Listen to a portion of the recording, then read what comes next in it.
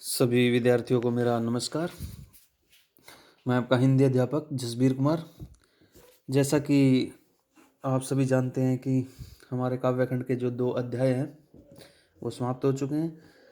तो पहला जो अध्याय था हमारा और सूरदास जी के पद थे, तो उसके जो अभ्यास के प्रश्न उत्तर हैं आज हम इस वीडियो में उनको करेंगे। तो सभी विद्यार्थी ध्यानपूर्वक देखिए। गोपियों द्वारा उद्धव को भाग्यवान कहने में क्या व्यंग्य निहित है? व्यंग्य होता है किसी के ऊपर कसा गया ताना। गोपियों द्वारा उद्धव को भाग्यवान कहकर वास्तव में उसके दुर्भाग्य पर व्यंग्य किया गया है। जो व्यक्ति प्रेम के सागर श्री कृष्ण के समीप रहकर भी प्रेम रूपी जल को प्राप्त नहीं कर सकता, वह वास्तव में दुर्भाग्यशाली होगा। गोपियों के कहने का अभिप्राय है कि उद्धव के हृदय में भी प्रेम जैसी पावन भावना का संचार नहीं है, इसलिए वह भाग्यवान नहीं अपितु भाग्यहीन है। उद्धव के व्यवहार की तुलना किस किस से की गई है? किन किन चीजों से की गई है? उद्धव के व्यवहार की तुलना कमल के पत्ते एवं तेल की गगरी से की गई है। जिस प्रकार कमल का पत्ता पानी में रहता हुआ भी उससे प्रभावित नहीं होता, अर्थात उस पर पानी की बूंदों के दाग नहीं पड़ते, और तेल की गगरी भी चिकनी होती है, उस पर पानी की बूंदें भी नहीं ठहर सकती। ठीक इसी प्रकार उद्धव पर भी श्री कृष्ण का जो प्रेम है, जो प्यार है, उसका प्रभाव या उसका असर नहीं पड़ सकता। गोपियों ने किन किन उदाहरणों के माध्यम से उद्धव को उलाहने दिए हैं? तो गोपियों ने निम्नलिखित उदाहरणों के द्वारा उद्धव को उलाहने दिए हैं। वे कहती हैं कि उद्धव, हमारी प्रेम भावना हमारे मन में ही रह गई है।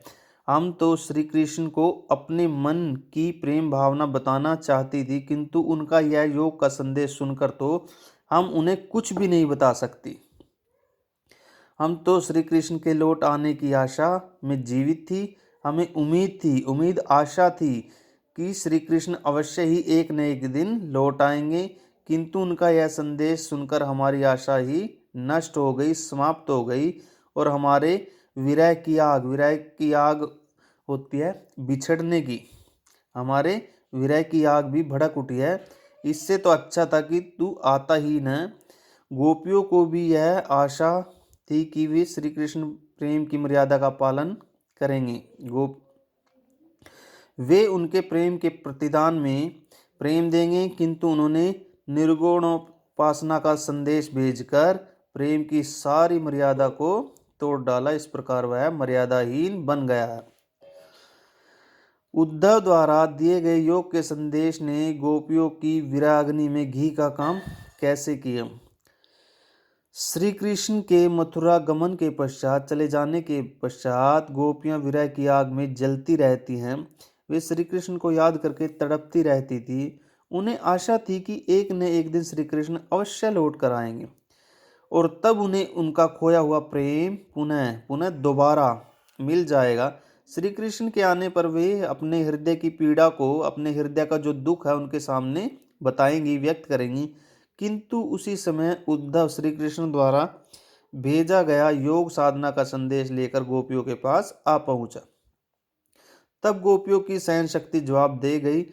उन्होंने श्री कृष्ण के द्वारा भेजे जाने वाले ऐसे योग संदेश की कभी कल्पना भी नहीं की थी। इससे उनका विश्वास टूट गया। विराग्नि में जलता हुआ उनका हृदय योग के वचनों से दहक उठा। योग के संदेश ने गोपियों की विराग्नि में घी का काम किया, इसलिए उन्होंने उद्धव और श्री कृष्ण को मनचाही जली कटी सुनाई। घी भड़काने वाला। मर्यादा न लही के माध्यम से कौन सी मर्यादा न रहने की बात की जा रही है?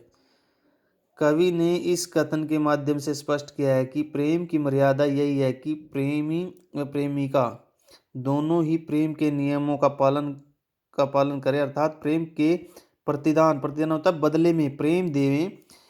प्रेम की सच्ची भावना को समझते हुए प्रेम की मर्यादा का पालन करें।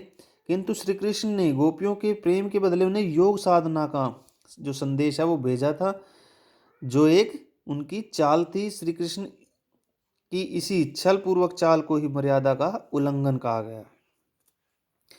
तो इस वीडियो में आज 5 प्रश्न किए हमने, बाकी के प्रश्न के जो उत्तर हैं वो अगली वीडियो में। तो सभी विद्यार्थी इनको अच्छे से याद करेंगे। धन्यवाद।